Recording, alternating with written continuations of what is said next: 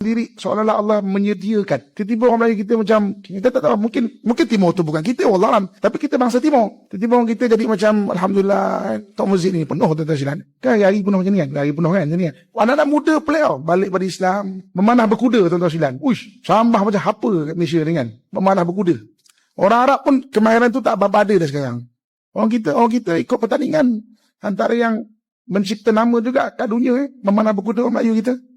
Kan ikut pergi mana-mana memanah berkuda pertandingan orang Melayu kan. Menang tau kat peringkat dunia pun. Jadi tuan-tuan sekalian, kan? Maksudnya kita paling kurang step pertama wujudkan awareness, kesedaran. Aku ni bangsa Timur, ada janji Nabi SAW mengenai bangsa aku. Doa untuk kita dan keturunan kita. Tuan-tuan jangan lupa doakan anak-anak menjadi anak soleh. Kalau bukan mungkin zaman kita.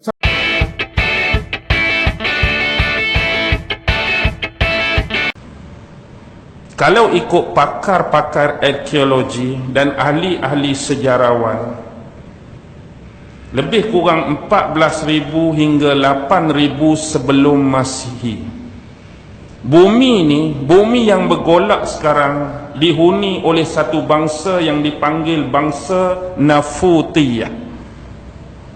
Bangsa Nafutiyah adalah antara bangsa yang dikenal pasti paling awal menghuni bumi ini. Kemudian bangsa ini mungkin lupus ataupun mengalami diaspora, penghijrahan dari satu tempat ke satu tempat yang lain. Kemudian pada tahun 5,000 hingga 3,000 sebelum Masihi, bumi ini dikenal pasti dihuni oleh orang-orang Kanaan. Dipanggil bumi Kanaan. Penduduk dia ialah orang-orang Kanaan. Sebab tu bila Nabi Allah Ibrahim meninggalkan bumi Babylon, dia berhijrah ke bumi ni digelar sebagai tanah Kanaan, bumi Kanaan, dan orang-orangnya disebut sebagai Kanaani. Itu 5,000 hingga 3,000 sebelum Masihi. Itu yang asal. Kemudian bila duduk di situ 3,000 hingga 2,500 sebelum Masihi, datang satu lagi bangsa juga dari ketamadunan Mesopotamia yang disebut sebagai bangsa Amori. Bangsa Amori dululah bangsa yang telah menjajah bumi Babylon. Selepas peristiwa Nabi Allah Ibrahim dengan Namrus tu, bila Ibrahim dah tinggalkan bumi Babylon dan Namrus pun dah mati, dah meninggal, maka kerajaan ini mula diperangi oleh dua golongan, iaitu bangsa Ilam dan bangsa Amori. Kemudian bangsa Amori akibat berlaku kemarau yang panjang di bumi sana, mula melakukan penghijrahan ke bumi mana? Tanah Kanaan. Jadi waktu tu ada orang Kanaan, ada orang Amori. Dan dikatakan ada dua lagi suku, iaitu suku Yabusiyah dengan bangsa Finik. Finik ni juga disebut bangsa Fonisia. Baik. Yang penting Kanaan, Amori, Yabusiyah. Yang betul-betul penghuni asal bumi Al-Aqsa tu bangsa Yabusiyah. Mereka ada satu kerajaan yang disebut kerajaan Yabus. Bahkan dalam sejarah mereka pernah membina hampir 119 kota. Masa mereka menetap dan menghuni di situ, kerajaan Yabusiyah, orang-orang Yabus ni. Kalau Finik atau Fonisia, mereka disebut Kanaan laut. Kanaan, Amori dengan Yabus disebut Kanaan darat. Finik atau Fonisia disebut Kanaan laut, sebab mereka duduk di persisiran Jordan Timur dengan Lebanon. Di situ ada lautan Mediterranean. Itulah dia orang-orang Fenisia yang digelar Kanaan laut. Orang-orang Fonisia inilah yang dulu mengajarkan kepada orang-orang dan manusia-manusia di tamadun Yunani purba. Yunani ada dua. Satu Yunani kuno, zaman kerajaan Mykenaya. zaman Raja Agamemnon, zaman kerajaan Troy dulu. Dulu saya pun ingat Troy itu epik, tapi tidak. Troy benar-benar terbukti kewujudan dia. Satu zaman Yunani kuno. Bila Makedonia mula berpindah ke arah utara, dan ada sebahagian besar ahli-ahli sejarah menganggap orang-orang Makedonia ini adalah asal-usul bangsa Etruskan, keturunan-keturunan orang-orang Itali. Jadi mari situ orang-orang Dorian.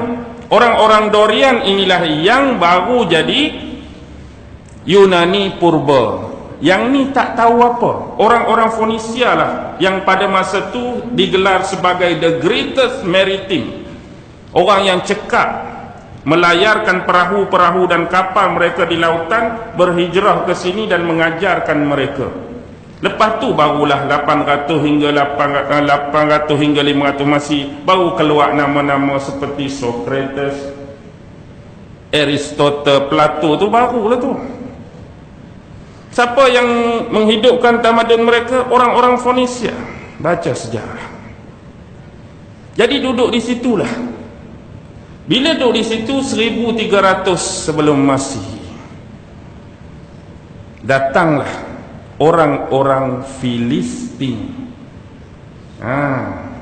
Kita sebutlah ni Palestin.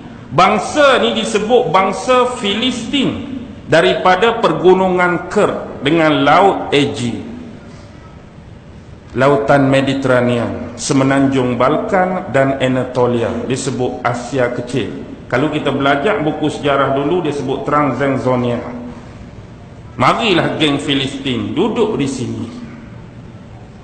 Itulah kelompok-kelompok awal yang ada. Barulah mari Nabi Allah Ibrahim.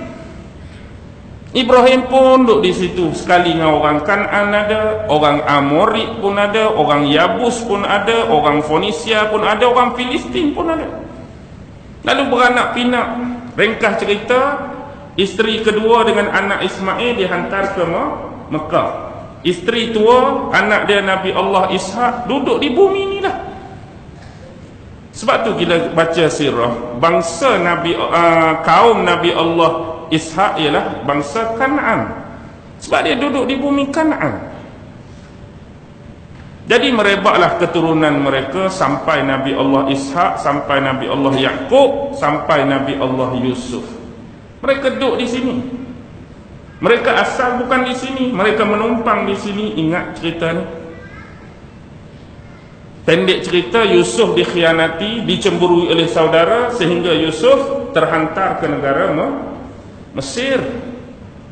Kemudian pendek cerita, panggillah bapa Nabi Allah Yaqub dengan saudara-saudara Bani Israel yang lain tinggal di bumi Mesir.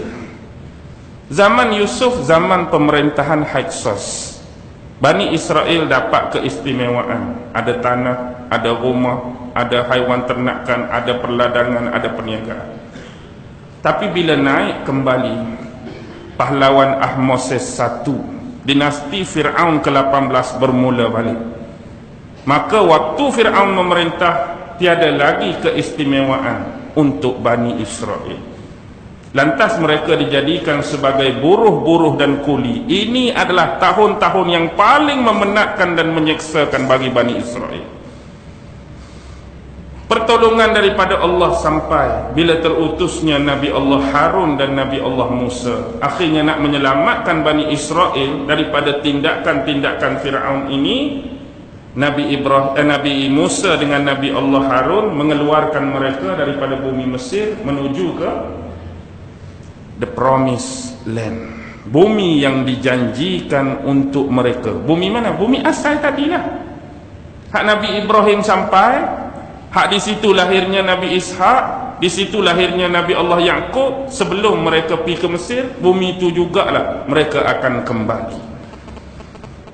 Bumi itu dijanjikan untuk mereka, dan sampai hari ini pun mereka klaim mereka adalah Sya'bul Mukhtar, bangsa-bangsa pilihan Allah.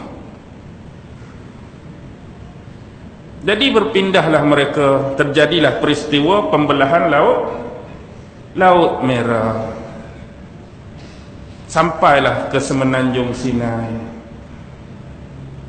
Allah panggil Nabi Allah Musa untuk bermunajat. Berapa hari? Berapa hari Allah panggil bermunajat pada dia?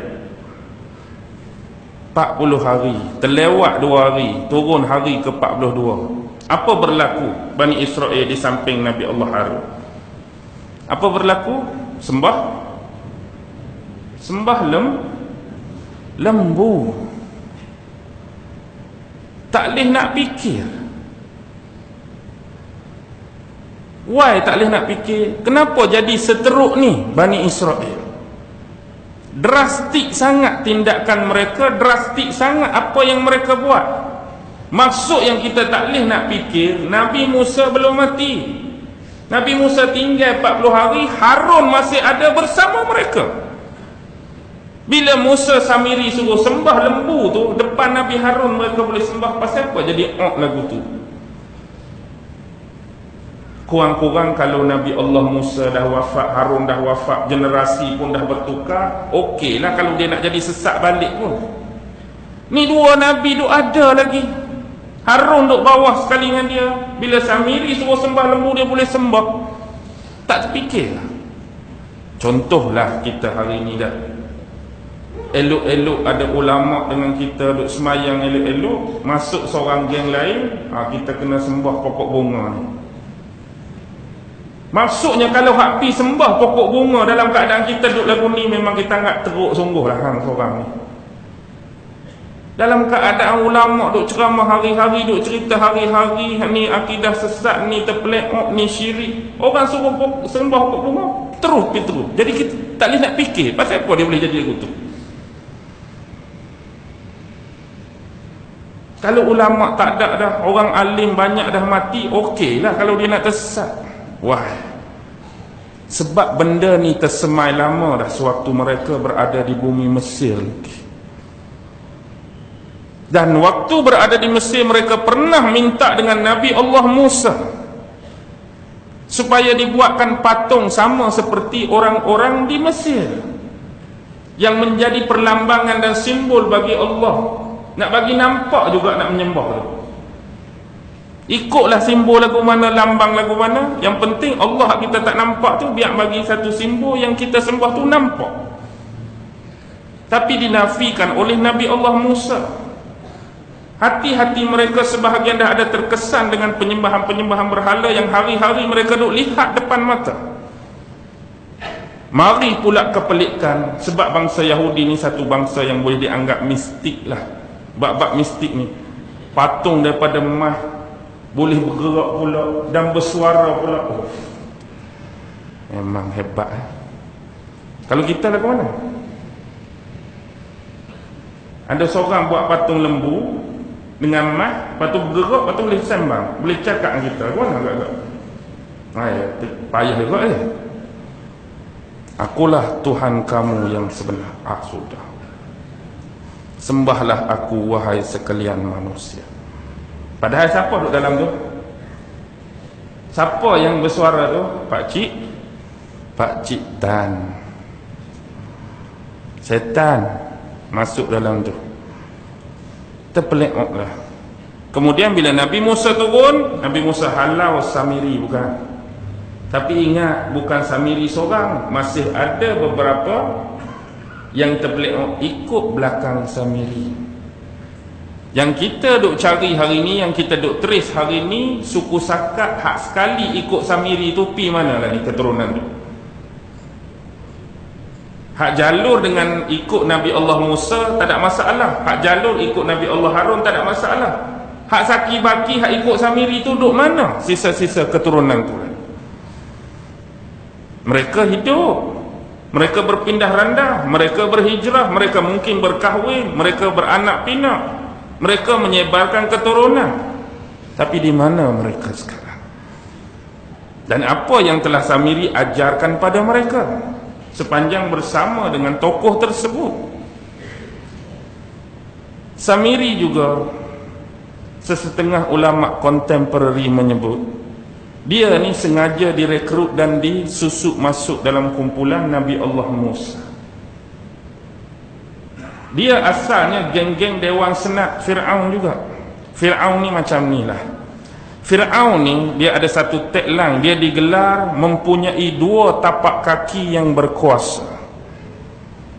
2 tapak kaki yang berkuasa. Bukan macam Iron Man keluar api naik ke atas dah.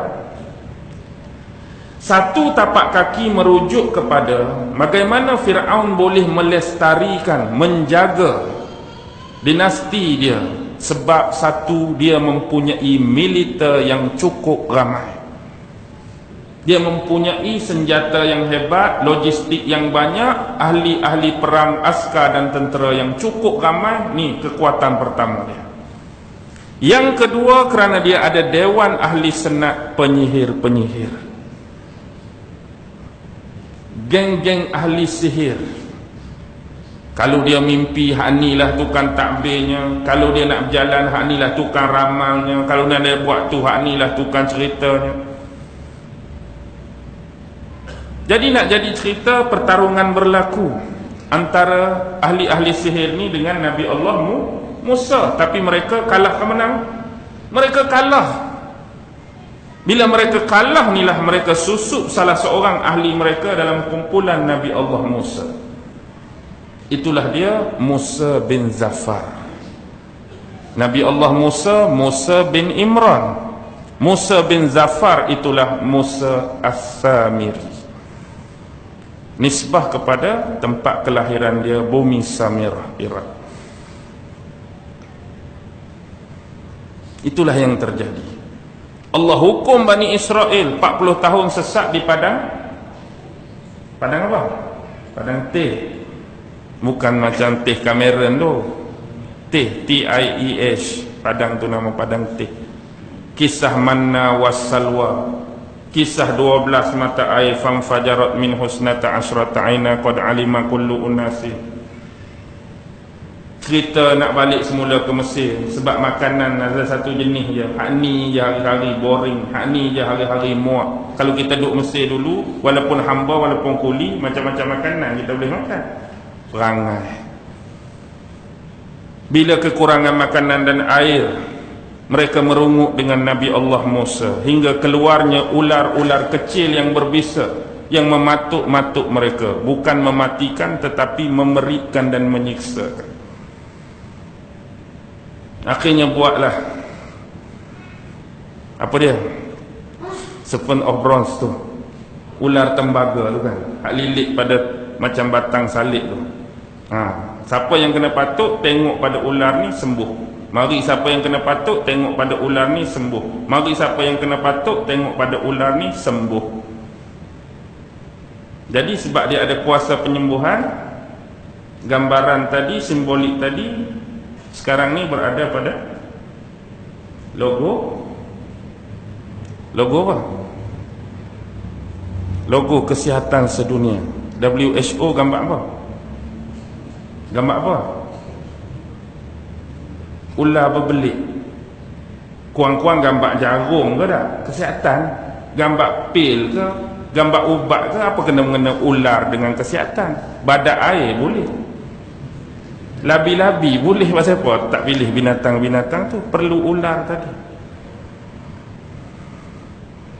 Mungkin ini adalah sebahagian-sebahagiannya yang perlukan penjelasan lebih lanjut dan terperinci, yang boleh dianalisiskan lagi. Adakah mempunyai berkaitan atau sebaliknya?